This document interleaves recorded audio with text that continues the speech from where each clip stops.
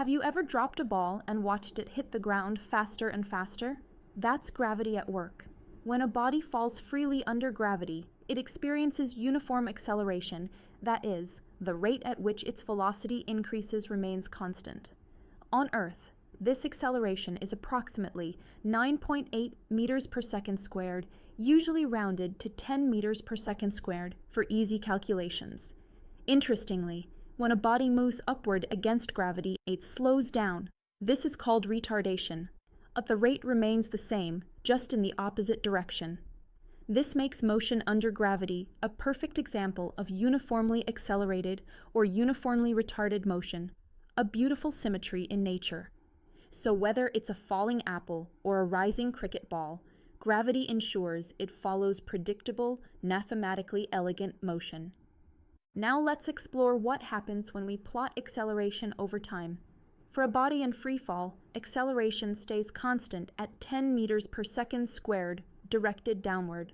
So on a graph, where the y-axis represents acceleration and the x-axis is time, we get a straight horizontal line parallel to the time axis. This is shown in figure 2.21. No matter how many seconds pass, the acceleration doesn't change. And that's the power of uniform acceleration. It helps us predict motion with precision. This flat line is the foundation upon which we'll now build the velocity time and displacement time graphs. So what about velocity? How fast is our object moving as it falls? We use the equation v equals u plus at. Since we assume it starts from rest, u is 0. So velocity becomes at, acceleration into time. This means the velocity increases by 10 meters per second every second linearly. From the AT graph, we calculate the area under the line to get velocity. After 1 second, 10 into 1 equals 10 meters per second. After 5 seconds, 10 into 5 equals 50 meters per second. As shown in figure 2.22, this gives us a straight inclined line, rising with time, a clear indicator of constant acceleration. Now let's move one step ahead. How far does the object fall? Displacement under uniform acceleration is simply the area under the velocity time graph. Using the formula, s equals 1/2 into v into t. So at 1 second, s is 1/2 into 10 into 1, that's 5 meters. At 2 seconds, it's 20 meters. At 5 seconds, it's a whopping 125 meters. These values trace a curve shown in figure 2.23, an upward parabola. Displacement is no longer linear. It grows faster with each passing second. This brings us to a very powerful insight. Displacement is not just increasing, it's accelerating. Mathematically, for a freely falling object, displacement is proportional to the square of time. So if time doubles, displacement becomes 4 times. Here's a simple table from our book.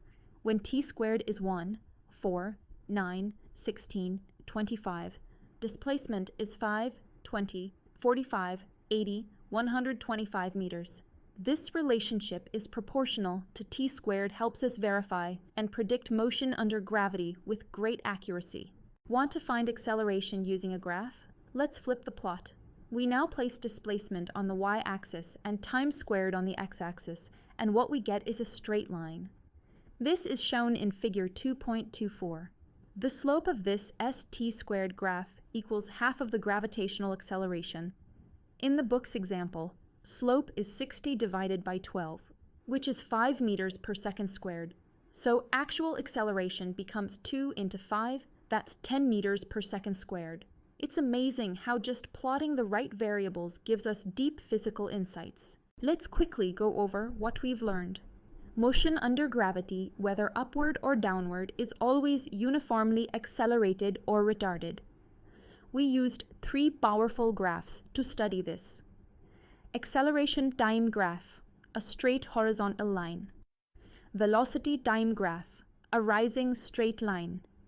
Displacement time graph, a curved parabola.